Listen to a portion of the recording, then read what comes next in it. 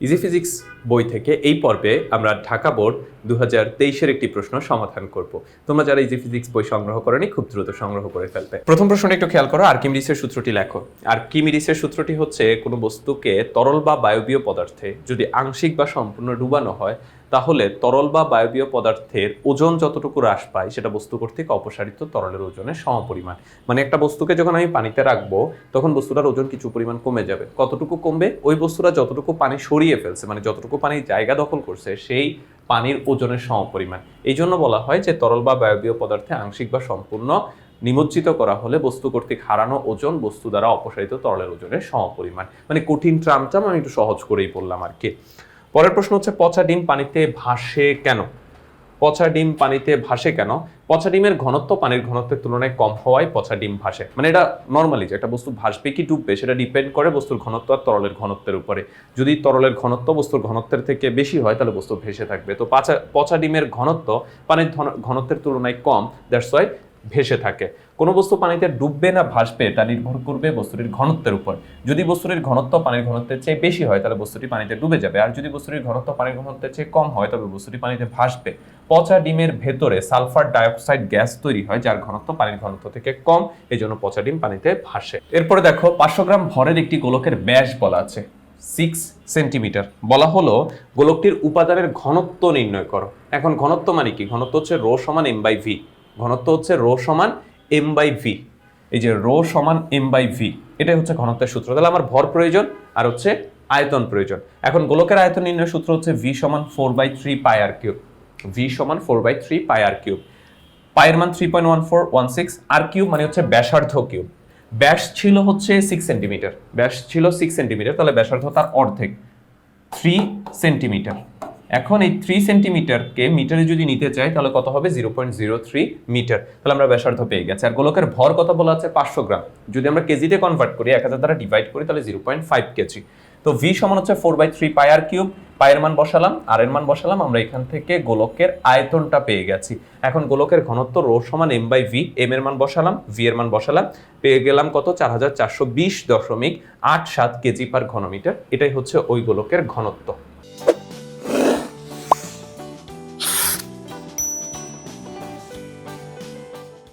ঘ নাম্বার প্রশ্নের দিকে আমরা যদি একটু খেয়াল করি, ঘ নাম্বার প্রশ্নে বলল দৃশ্যকল্প 2-এ উভয় পিস্টনে কাজের পরিমাণ অপরিবর্তিত ছিল, গাণিতিক বিশ্লেষণের মাধ্যমে মতামত দাও। মানে এখানে ছোট বড় পিস্টনের ক্ষেত্রফল বলা আছে। এটার ক্ষেত্রফল বলা আছে 5 বর্গ সেন্টিমিটার, এটার ক্ষেত্রফল বলা আছে 100 বর্গ সেন্টিমিটার। বল প্রয়োগ করে ছোট পিস্টনে 20 সেন্টিমিটার নিচে নামানো হলে, এই যেটা এখানে বল প্রয়োগ করা হলে এটা 20 সেন্টিমিটার নিচে নেমে আসে। আর এখানে কত বল প্রয়োগ করা হয়েছে? 100 নিউটন বল প্রয়োগ করা হয়েছে। প্রশ্ন হচ্ছে উভয় পিস্টনে কাজের পরিমাণ অপরিবর্তিত ছিল। কাজ মানে কি? বল ইনটু সরণ, বল ইনটু সরণ। তাহলে আমরা এই ক্ষেত্রে প্রথম সিলিন্ডারের ক্ষেত্রে বল যেটা 100 নিউটন সেটা আমরা জানি। প্রথম সিলিন্ডারে পিস্টনের সরণ কতটুকু ঘটবে সেটা আমাদেরকে বের করতে হবে। দ্বিতীয় সিলিন্ডারে বলের পরিমাণটা বের করতে হবে এবং দ্বিতীয় সিলিন্ডারের সরণটা কতটুকু ঘটবে সেটা বের করতে হবে। তারপর বলকে সরণ দ্বারা মাল্টিপ্লাই করলে আমরা কিন্তু কি পেয়ে যাব? কাজের পরিমাণটা পেয়ে যাব। দুইটার ক্ষেত্রে যদি কাজের পরিমাণ সেম থাকে তাহলে আমরা বলবো যে হ্যাঁ, কাজের পরিমাণ অপরিবর্তিত। তো এখন দেখো, ব্যবহৃত তরল অসংকোচনীয় বিধায় ছোট পিস্টনে অবনমিত তরলের আয়তন বড় পিস্টনে উত্থিত তরলের আয়তনের সমান। মানে খুব কঠিন একটা শব্দ। তো এটার মানে হচ্ছে এই যে ধরো আমি এখানে বল প্রয়োগ করছি তখন পিস্টনটা ধরো এই পর্যন্ত নেমে আসছে, তাহলে পিস্টনের সরণ কত? এখান থেকে এই পর্যন্ত, এখান থেকে এই পর্যন্ত। এখন এখান থেকে এখানে নামার ফলে এখানে যে পানিটা ছিল সে পানিটা কি সংকুচিত হয়ে গেছে? সে পানি কিন্তু সংকুচিত হয়নি, কারণ তরলকে চাপ দিয়ে সংকুচিত করা যায় না। এই তরলটা এই দিকে এসে উপরে উঠে গেছে, ধরো এই পিস্টনটা এই পর্যন্ত উঠে গেছে। এখন এই যেহেতু তরলটা সংকোচনীয় না, মানে চাপ দিয়ে সংকুচিত করা যায় না, তাই প্রথম সিলিন্ডারে যতটুকু তরল নিচে নামবে, মানে যত আয়তনের তরল নিচে নামবে এখানেও ঠিক তত আয়তনের তরল উপরে উঠবে।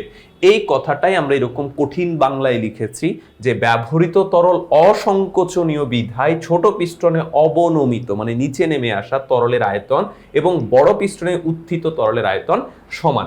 এখন আরেকটা জিনিস আমাদেরকে একটু মাথায় রাখতে হবে, খেয়াল করো, পিস্টনটা এখান থেকে এই পর্যন্ত নেমে আসলো, তার মানে এটা হচ্ছে পিস্টনের সরণ। আবার যদি বলি পানির উচ্চতা, পানিও তো এখান থেকে এখানে নেমে আসলো, তাহলে পানির উচ্চতা অতটুকু। তাহলে আমাদেরকে বুঝতে হবে পিস্টনের সরণ এবং পানির উচ্চতা সেম। এখানেও পিস্টনটা এখান থেকে এখানে উঠলো, পানিও ঠিক অতটুকু উচ্চতায় উঠলো, তার মানে এই ক্ষেত্রে পিস্টনের সরণ আর উচ্চতা সমান। তো এখন দেখো, যেহেতু উভয় ক্ষেত্রে আয়তনের পরিমাণ সমান, তাহলে আমরা লিখতে পারি হচ্ছে v1 সমান হচ্ছে v2। তাহলে আমরা লিখতে পারি হচ্ছে v1 সমান v2। এখন v1 এর পরিবর্তে ক্ষেত্রফল ইনটু উচ্চতা, v2 এর পরিবর্তে ক্ষেত্রফল ইনটু উচ্চতা। তাহলে L2 সমান লেখা যাবে a1 L1 ডিভাইডেড হচ্ছে a2। a1 মানে হচ্ছে প্রথমটার ক্ষেত্রে ক্ষেত্রফল, বলা ছিল হচ্ছে প্রথমটার ক্ষেত্রে ক্ষেত্রফল কত বলা ছিল, যে প্রথম পিস্টনের ক্ষেত্রফল বলা ছিল হচ্ছে 5 বর্গ সেন্টিমিটার। আর a2 হচ্ছে দ্বিতীয়টার ক্ষেত্রফল, দ্বিতীয়টার ক্ষেত্রফল বলা ছিল হচ্ছে 100 বর্গ সেন্টিমিটার। তাহলে আমরা এই ক্ষেত্রে 5/100 লিখতে পারি। এখানে একটা জিনিস একটু মাথায় রাখি যে আমার এই ক্ষেত্রে সেন্টিমিটারকে কি মিটারে নিতে হবে কিনা। যেহেতু উপরেও সেন্টিমিটার নিচেও সেন্টিমিটার, তাই যেহেতু দুইটা একই রাশির অনুপাত, সুতরাং এই ক্ষেত্রে মিটারে না নিয়ে গেলেও রেজাল্ট একই আসবে। এখন তুমি যদি নিয়ে যেতে চাও নিয়ে যেতে পারো, বর্গ সেন্টিমিটারকে 10⁻⁴ দ্বারা গুণ করলে বর্গ মিটার হয়ে যায়। তুমি বর্গ মিটারে নিয়ে ক্যালকুলেশন করলে যে রেজাল্ট পাবা, বর্গ সেন্টিমিটারে নিয়েও ক্যালকুলেশন করলে একই রেজাল্ট পাবা, কারণ দুইটা একই রাশির অনুপাত।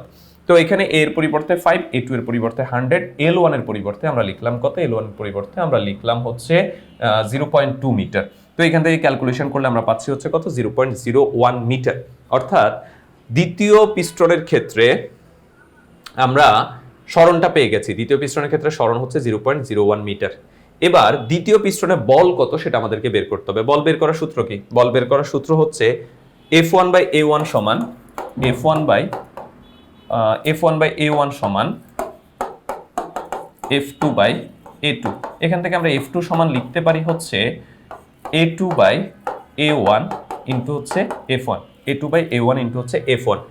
এখান থেকে আমরা লিখতে পারি। তো এই দেখো, এই সূত্রটাই আমরা লিখেছি, F2 সমান A2/A1 ইন্টু F1। A2 হচ্ছে দ্বিতীয়টার ক্ষেত্রফল যেটা 100, A1 হচ্ছে প্রথমটার ক্ষেত্রফল যেটা হচ্ছে 5, F1 এর মান 100 বলা ছিল, তাহলে হচ্ছে 2000 নিউটন। তাহলে আমরা প্রথমটার বল জানি, দ্বিতীয়টার বল জানি, প্রথমটার সরণ জানি, দ্বিতীয়টার সরণ জানি। প্রথমটার ক্ষেত্রে কাজ W সমান বল ইন্টু সরণ, বলের মান 100, সরণের পরিমাণ ছিল 20 সেন্টিমিটার বা 0.2 মিটার। তাহলে প্রথম পিস্টনের ক্ষেত্রে কাজের পরিমাণ 20 জুল। দ্বিতীয়টার ক্ষেত্রে W2 সমান হচ্ছে F2L2, F2 এর মান আমরা পেয়েছি 2000, আর L2 এর মানে একটু আগে আমরা ক্যালকুলেশন করে বের করেছিলাম যে 0.01, ক্যালকুলেশন করলে 20 জুল। তাহলে আমরা দেখতেই পাচ্ছি উভয় পিস্টনের ক্ষেত্রে কাজের পরিমাণ সেম, অর্থাৎ উভয় পিস্টনে 20 জুল কাজ সম্পন্ন হয়। আমাদেরকে প্রশ্নে জিজ্ঞেস করেছিল যে দৃশ্যকল্প 2-এ উভয় পিস্টনে কাজের পরিমাণ অপরিবর্তিত ছিল। এটা কাজের পরিমাণ অপরিবর্তিত ছিল ছাড়াও এভাবে প্রশ্ন করতে পারে শক্তির পরিমাণ অপরিবর্তিত ছিল, বা শক্তির সংরক্ষিত হয়েছিল, বা শক্তির সংরক্ষণ সূত্র মেনে চলেছিল, বা শক্তির নিত্যতা সূত্র মেনে চলেছিল। এই যে কোনো অ্যাঙ্গেলেই প্রশ্নটা করতে পারে। প্রশ্নের সলিউশন আলটিমেটলি একইটাই। তো সবাই ভালো থাকবে, সুস্থ থাকবে। প্রশ্নগুলো সমাধান করাচ্ছি ইজি ফিজিক্স বই থেকে। তোমরা যারা ইজি ফিজিক্স বই সংগ্রহ করেনি খুব দ্রুত সংগ্রহ করে ফেলবে।